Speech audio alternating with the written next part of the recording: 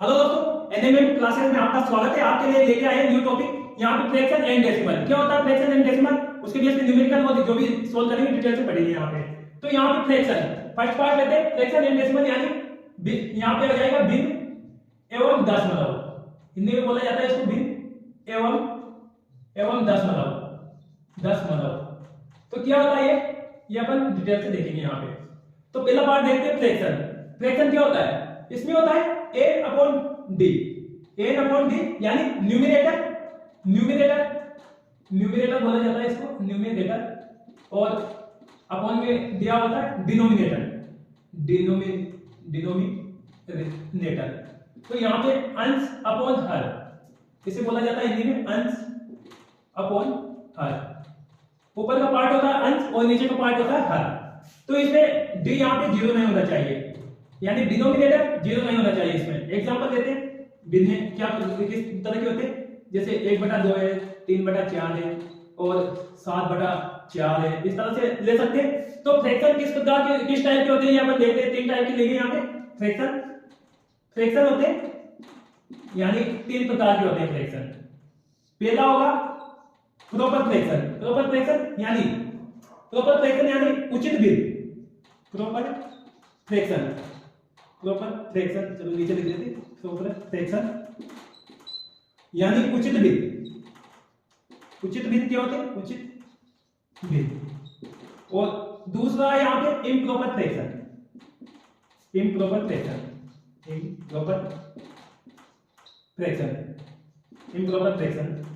यानी अनुचित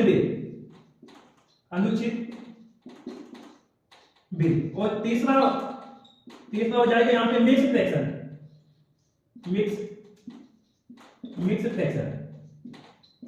यानी मिश्रित भिन्न।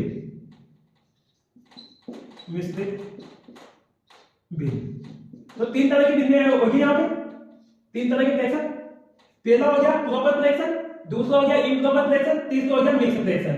अब प्रॉपर फ्रैक्शन क्या होता है, तो इसमें प्रॉपर फ्रैक्शन में होता है n अपॉन d की वैल्यू, यानी न्यूमरेटर और डिनोमिनेटर अंश अपॉन हर की वैल्यू 1 से कम होती है। यहाँ पे n अपॉन d की वैल्यू 1 से कम होती है। और इसमें यहाँ पे इम्प्रॉपर फ्रैक्शन यानी अनुचित भिन्न में n अपॉन d की वैल्यू हमेशा 1 से ज्यादा होती है। इसमें भी मिश्र भिन्न की वैल्यू भी 1 से अधिक होती है यहाँ पे, तो ये भी 1 से अधिक होते हैं यहाँ पे। तो एग्जांपल लेंगे यहाँ पे, जैसे सपोज कहते हैं 1/2 है, 3/4 है, 7/11 ले लेते हैं। तो इस तरह से ले सकते हैं। इसी प्रकार इसका एग्जांपल लेते हैं इम्प्रॉपर फ्रैक्शन का। तो ये हो जाएगा यहाँ पे जैसे 3/2 है, यानी 1 से अधिक वैल्यू होनी चाहिए, 4/3 है, और यहाँ पे और भी ले सकते हैं। चलो 2 एग्जांपल काफी है। इसी प्रकार मिश्र भिन्न, तो मिश्र भिन्न क्या होता है यहाँ पे, जैसे 2 सही 3/4, और भी ले सकते हैं 4 सही 3/7 ले लो। तो इसको ऐसे भी लिख सकते हैं 2 सही 3/4 को 2 + 3/4 ऐसा भी लिखा जा सकता है। आगे क्वेश्चन में काफी काम आएगा इसे लिखने के लिए। तो अपन देखते हैं यहाँ पे हर के आधार पर अपन यहाँ पे 2 प्रकार की भिन्न ले सकते हैं, 2 प्रकार के फ्रैक्शन होते हैं। तो लाइक फ्रैक्शन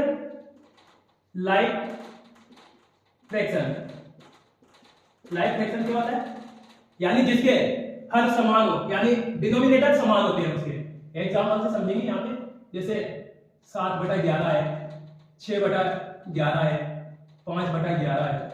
तो यानी हर समान होना चाहिए, उसको लाइक फ्रैक्शन बोला जाता है। और अनलाइक फ्रैक्शन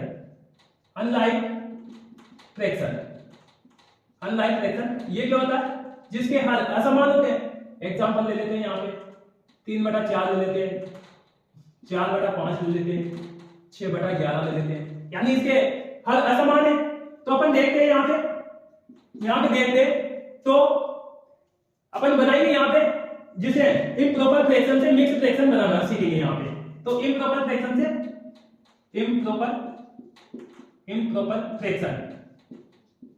फ्रैक्शन यानी अनुचित भिन्न से मिक्स फ्रैक्शन कैसे बनाते हैं, मिक्स फ्रैक्शन बनाना कैसे बनाएंगे, ये एग्जांपल से समझेंगे अपन यहाँ पे। बनाना तो यहाँ पे हो जाएगा इम्प्रॉपर फ्रैक्शन यानी अनुचित भिन्न से मिक्स फ्रैक्शन। मिक्स भिन्न कैसे बनाएंगे एग्जांपल से समझेंगे। जैसे सपोज करो 10/3 है। अब 10 को 3 से विभाजित करना है यहाँ पे, तो 3 से विभाजित कर लो यहाँ पे 10 को, तो 3 से विभाजित करेंगे कितनी बार चल जाएगा 3 बार, और यहाँ 9 आ जाएगा, रिमाइंडर बच जाएगा, शेषफल 1 बच जाएगा। तो इसको मिक्स फ्रैक्शन में कैसे कन्वर्ट करेंगे, यहाँ पे आ गया अपने पास ये भागफल आ गया, भागफल आगे आ जाएगा, और उसके बाद में रिमाइंडर यानी शेषफल ऊपर चल जाएगा, और ये भाजक हो गया, तो 3 यहाँ पे आ गया। तो इस तरह से बना सकते हैं अपन इसको। तो आगे देखते हैं यहाँ पे आगे प्रॉपर। तो इसके बाद में मिक्स फ्रैक्शन से इम्प्रॉपर फ्रैक्शन कैसे बनाते हैं। मिक्स फ्रैक्शन यानी मिश्रित भिन्न से मिक्स फ्रैक्शन से यहाँ पे इम्प्रॉपर फ्रैक्शन कैसे बनाते हैं। इम्प्रॉपर फ्रैक्शन बनाना तो कैसे बनाएंगे एग्जांपल से समझेंगे। जैसे सपोज करो 7 सही 4/9 है यहाँ पे, तो इसको कैसे कन्वर्ट करेंगे। यहाँ पे इम्प्रॉपर फ्रैक्शन यानी अनुचित भिन्न में कैसे कन्वर्ट करेंगे, तो 9 को 7 से मल्टीप्लाई करेंगे, 9 7 63, और 63 और 4 हो जाएंगे 67, यानी 67/9। तो इस तरह से ये बना सकते हैं। यहाँ पे एक नोट लिखते हैं यदि किसी फ्रैक्शन यानी कोई भी भिन्न को उसके व्युत्क्रम या इसको बोल सकते हैं इनवर्स बोल सकते हैं, इनवर्स से मल्टीप्लाई